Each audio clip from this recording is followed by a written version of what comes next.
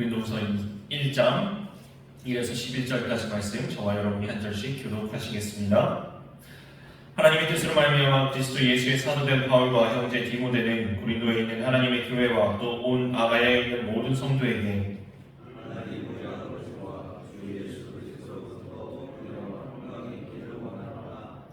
찬송하리로다. 그는 우리 주 예수 그리스도의 하나님이시요 자비의 아버지이시요 모든 위로의 하나님이시며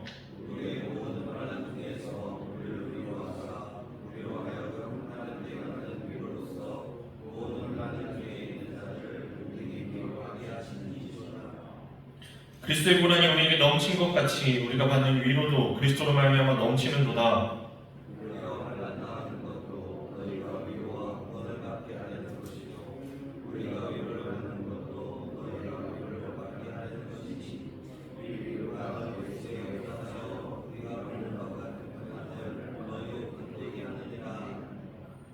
너희를 위한 우리의 소망이 견고함은 너희가 고난을 참여하는 자가 된 것 같이 위로에도 그러할 줄을 알미라.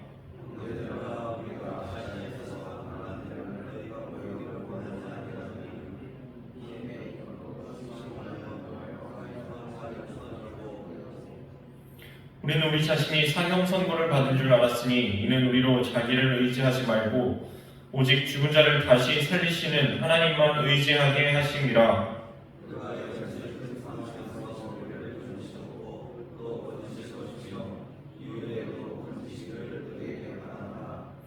너희도 우리를 위하여 간구함으로 도우라. 이는 우리가 많은 사람의 기도로 얻은 은사로 말미암아 많은 사람이 우리를 위하여 감사하게 하려 함이라. 아멘. 네, 고린도 후서 말씀입니다. 고린도 후서 말씀. 고린도 후서 1장이 기록된 상황은 어떤 상황이었을까요? 우리는 이 1장의 상황을 1장 방금 전에 읽은 이 1절부터 11절까지 짧은 구절에서 되게 여러 번 반복된 단어 하나를 통해서 이 상황이 이런 상황이었구나 하고 유추를 할 수가 있습니다. 여기서 아주 많이 반복이 된 단어가 환란입니다. 환란, 고난, 환란, 고난. 특별히 많은 반복이 있는 8, 9절을 한번 보실까요? 8절, 9절 앞부분까지입니다. 이렇게 말씀합니다. 형제들아, 우리가 아시아에서 당한 환란을 너희가 모르기를 원하지 아니하노니 힘에 겹도록 심한 고난을 당하여 살 소망까지 끊어지고 우리는 우리 자신이 사형 선고를 받을 줄 알았으니 이 고린도 전서뿐만 아니라 고린도 후서가 대단히 은혜로운 말씀들이거든요. 근데 이 고린도 후서 말씀이 특별히 은혜로 다가오시는 분들이 계십니다. 다름 아닌 고난 중에 계신 분들이에요. 고난이 이미 끝난 분들보다도 현재 고난을 당하고 계신 분들은 이 고린도 후서의 말씀이 조금 특별하게 다가오실 것입니다. 여기서 바울은 되게 심각한 환란을 이야기를 하고 있어요. 그냥 환란이 아닙니다. 힘에 겹도록 심각한 고난이라고 스스로 이야기하고 있습니다. 지금 고린도 교회 성도들에게 쓰고 있는 편지란 말이에요. 사실 바울이 스스로 겪은 고난을 이 글씨로 다 표현할 방법은 없어요. 그런데 그걸 다 표현할 수가 없지만 그래도 일부나마 알리고 싶었던 겁니다. 성도 여러분, 나 바울은 이와 같은 고난을 당했습니다. 그냥 고난이 아니라 힘에 겹도록 심각한 고난을 겪었는데 그 중에 저희 믿음의 사람인 저 사도 바울도 살아갈 수 있는 소망마저 끊어질 정도의 고난이었습니다. 살 소망까지 우리는 끊어졌었습니다. 이 어떤 상황입니까? 바울도 이렇게 탄식할 수밖에 없었다는 겁니다. 내 인생 여기서 끝인가 보다. 여기까지인가 보다. 이 문제는 내가 해결할 방법이 없다. 이거는 살아날 방법이 없다. 여기가 내 인생의 마지막 순간인가 보다. 그것을 이렇게 표현합니다. 이것은 내가 사형 선고를 받은 것과 마찬가지였습니다. 우리는 우리 자신이 사형 선고를 받은 줄 알았으니 우리는 다 이제 여기까지구나. 우리 인생 여기가 마지막이구나. 우리는 사형 선고를 받은 것과 마찬가지구나 라고 표현할 만한 심각한 상황이었다는 것입니다. 여러분 혹시 오늘 고린도 후서의 상황과 같은 환난을 현재 당하고 계십니까? 혹은 과거에 경험하셨습니까? 혹은 가까운 미래에 예측이 되십니까? 절망적인 상황이십니까? 사람의 힘과 능력으로는 도무지 이 문제를 이걸 어떻게 해결하나? 이걸 해결할 방법이 없다. 이거는 해결할 수 있는 소망이 없다. 살아갈 소망이 없다. 우리는 이거 사형 선고를 받은 것처럼 마지막이구나, 끝이구나, 끝장이구나 싶은 상황이십니까? 혹시 우리가 믿음의 길을 걸어갈 때 이런 상황이 우리를 찾아오면 우리는 이 상황들을 어떻게 이겨내야 할 수 있을까요? 우리 고린도 후서 오늘 말씀에서 그 신말을 한번 잡아보시기를 바랍니다. 우리를 정말 힘들게 하는 것은 고난 자체도 있습니다. 고난 자체도 충분히 힘들어요. 그런데 고난 자체에 이 상처에 소금을 뿌리듯이 더욱더 아프게 하는 것 한 가지 요소가 있습니다. 뭐냐 하면 의미를 모르겠는 거예요. 하나님 도대체 이런 일이 왜 일어난 겁니까? 왜 이런 일이 나에게 일어난 것입니까? 이 상황을 통해서 우리는 무엇을 붙잡아야 하는 것입니까? 아니, 어려운데 만약에 여러분 내가 고생해서 그래, 내가 이 고생을 해서 만약에 내 자식의 앞길을 열어줄 수 있다면 우리 그 고난 그래 내가 당하고 말지. 내가 아파서 내 아이가 안 아플 수 있다면 그래 내가 그 아픔 당하지. 그게 의미예요. 아무리 고난이 심해도 고난을 내가 힘에 겹도록 심한 고난일지라도 이겨낼 수 있도록 해주는 것이 바로 의미란 말이에요. 근데 이 고난을 도대체 내가 왜 겪어야 하는 거지? 이해를 할 수가 없다. 이거 도대체 어떻게 하라는 거지? 의미를 찾을 수 없을 때 그게 정말 더 아픈 거거든요. 우리 믿음의 사람들이, 믿음의 식구들이 고난을 겪어 나갈 때 우리는 무슨 의미를 붙잡고 이것을 이겨낼 수 있느냐라는 내용이 오늘 1장에 나오는데요. 그 의미, 첫 번째 의미는 5절에 나옵니다. 그리스도의 고난이 우리에게 넘친 것 같이. 우리 믿음의 식구들에게는 무의미한 고난이 없다는 거예요. 이 고난은 기본적으로 우리 주님께서 먼저 지고 가신 고난의 길이라는 것입니다. 이 고난이 우리가 처음 겪는 길이 아니라는 거예요. 예수님께 닥쳐왔던 그 고난이 나에게도 닥쳐왔구나. 그치, 내가 예수 믿는 사람인데, 내가 예수님을 마음속에 영접한 사람인데, 내가 예수님을 사랑하는 사람인데, 내가 예수님과 동행하는 사람인데, 주님께서 걸어가신 그 길을 나도 지금 그 손 붙잡고 같이 걸어가고 있는구나. 그것이 5절에서 말씀하는 그리스도의 고난이, 그리스도께서 겪으셨던 그 고난이 우리에게도 넘치는구나. 그렇지, 내가 주님의 고난에 참여하고 그리스도의 영광에도 같이 참여하는구나. 우리가 그리스도와 함께 부활할 것이라면 그 십자가의 길로 함께 걸어가는 것이구나. 이것이 우리 믿음의 식구들이 고난의 상황에서 붙잡을 수 있는 첫 번째 의미라는 것입니다. 그리스도의 고난에 동참한다는 것. 그리스도께 찾아갔던 그 고난이 나에게도 찾아왔다는 것. 그 의미입니다. 두 번째 의미가 있습니다. 4절에 나옵니다. 우리의 모든 환난 중에서 우리를 위로하사 우리로 하여금 하나님께 받는 위로로서 모든 환난 중에 있는 자들을 능히 위로하게 하시는 이시로다. 두 번째 의미는 우리의 고난이 무의미하게 사라져버리는 것이 아니라 우리가 고난당함으로써 우리가 주님께로부터 위로를 얻고 또한 그 위로를 우리가 나눠주는 사명을 감당하게 되었다는 것입니다. 하나님께서 그 위로자의 사명을 고난당하는 우리에게 맡기셨다는 것입니다. 사람 마음이 참 묘해요. 작은 고난이라도 진짜 작은 고난이라도요, 옆에 사람 한 명도 안 겪는데 나만 겪으면 그게 되게 마음이 아파요. 진짜 별거 아닌 고난, 이걸 고난이라고 생각해야 될지 모르겠는데요. 누가 초코파이 한 상자를 사왔다고 생각해 보세요. 초코파이 한 상자에 몇 개 들어있나요?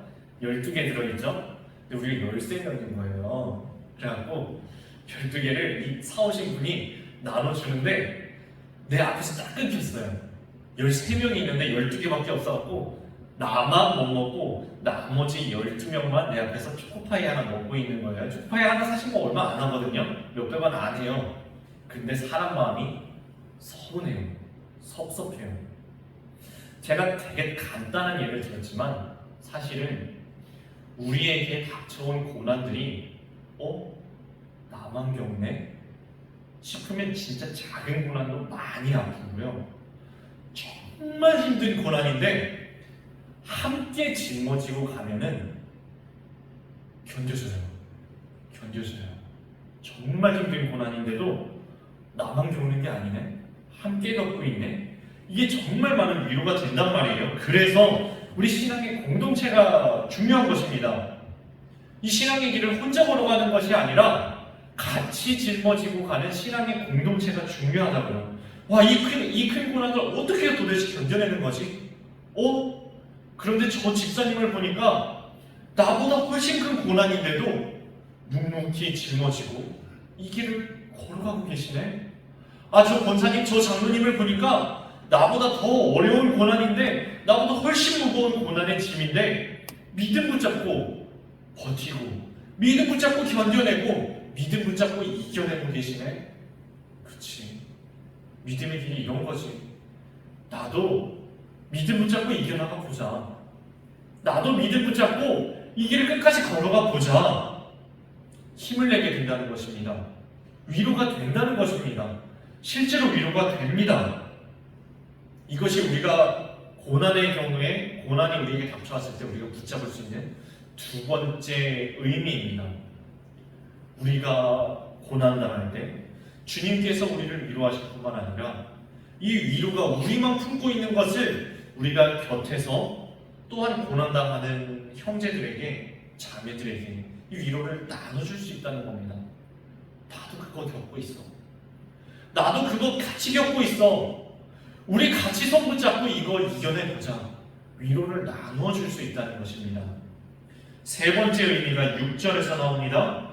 우리가 환난당하는 것도 너희가 위로와 구원을 받게 하려는 것이요, 우리가 위로를 받는 것도 너희가 위로를 받게 하려는 것이니 이 위로가 너희 속에 역사하여 우리가 받는 것 같은 고난을 너희도 견디게 하느니라.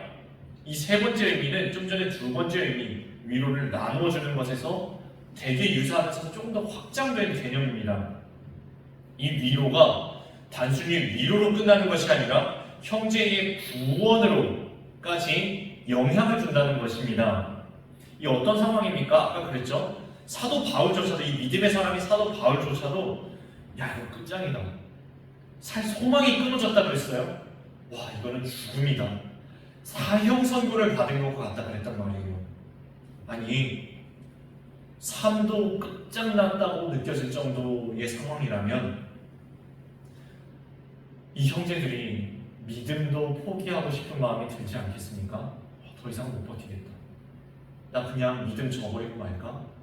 믿음을 포기하고 말까? 하는 생각이 들었을 때에 이 사람들이 사도 바울을 보고 있었다는 겁니다. 그리고 바울이 걸어가고 있는 그 길을 본 거예요. 와, 사도 바울 저거 어떻게 견뎌내고 계시지? 사도 바울이 저 극심한 고난 가운데서도 끝까지 주님 모른다고 하지 않고 주님 끝까지 배신하지 않고 믿음 붙잡고 선한 싸움을 싸워나가고 있구나. 저 사도 바울이 달려갈 길을 믿음 붙잡고 끝까지 걸어갔구나. 끝까지 믿음을 지켰구나. 이것이 신앙의 모범인 것입니다. 신앙의 모범. 이 신앙의 모범이 된다는 것이 되게 중요해요. 우리는 처음 믿었을 때 이렇게 생각하고 걸어가거든요.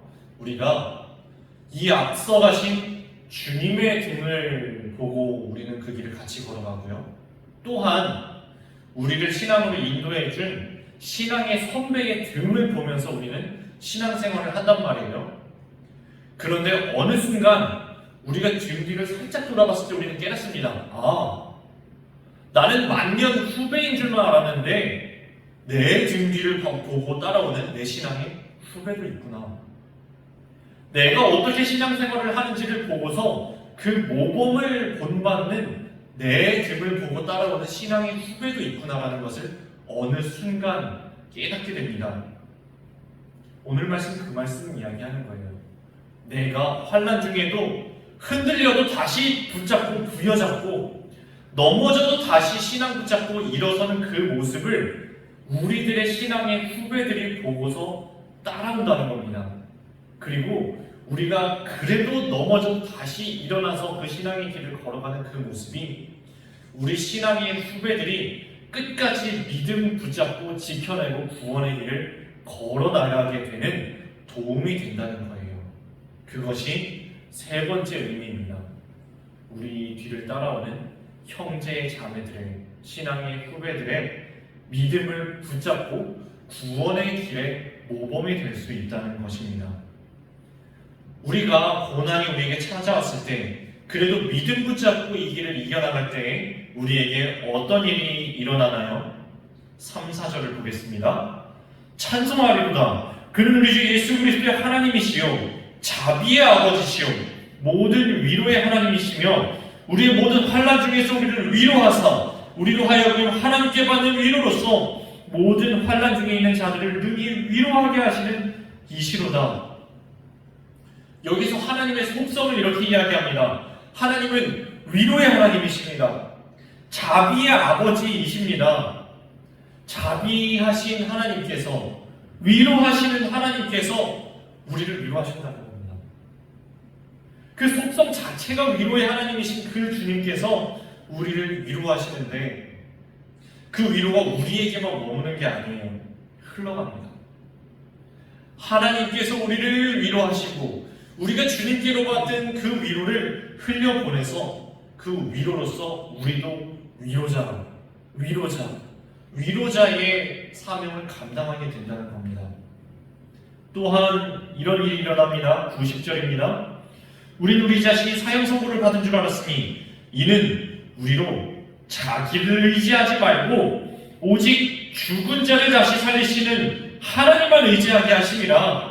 그가 이같이 큰 사망에서 우리를 건지셨고 또 건지실 것이며 이후에도 건지시기를 그에게 바라노라. 고난을 겪어나가면서 우리는 깨닫습니다. 내가 내 힘과 내 능력을, 내 주먹을, 내 건강을, 내 인맥을, 내 돈을, 내 노력을, 내 성실함을 의지하여서 살아갈 수 있는 강한 존재가 아니라 주님께서 오늘도 내 손을 붙잡아 주지 않으시면 단 한순간도 흔들리지 않고 서 있을 수도 없는 연약한 존재구나. 내가 나 자신을 의지하는 것이 아니라 주님을 의지하고 살아야겠다. 죽은 자도 살리시는 생명의 주님, 부활의 주님 의지하여서 살아가야겠구나. 우리가 깨닫게 된다는 것입니다. 그리고 그 모든 일을 겪어나가면서 우리는 소망을 주님께 주게 됩니다. 어떤 주님께 소망을 줍니까? 우리를 건지셨고 지금도 건지시며 이후에도 건져나가실, 과거에도 현재에도 미래에도 어제나 오늘이나 영원무궁히 우리를 건져주시는 구원의 하나님께 소망을 품고 살아가게 된다는 것입니다. 우리 삶이 만만치 않습니다. 우리 힘으로는 도무지 이겨나갈 수 없는, 내 힘으로 살아갈 수 없는 이 인생, 고난 많은 인생, 우리 주님과 동행함으로 이겨나가시기 바랍니다. 우리를 건지셨고 지금도 건지시며 앞으로도 우리를 건지실 구원의 하나님께 우리 소망을 품고 살아가시는 저와 여러분의 삶 다 되시기를 주님의 이름으로 축원합니다. 함께 찬송하시겠습니다. 407장 구주와 함께 나 죽었으니 구주와 함께 나 살았도다. 영광의 그날에 이르도록 언제나 주만 바라봅니다. 함께 찬송하시겠습니다.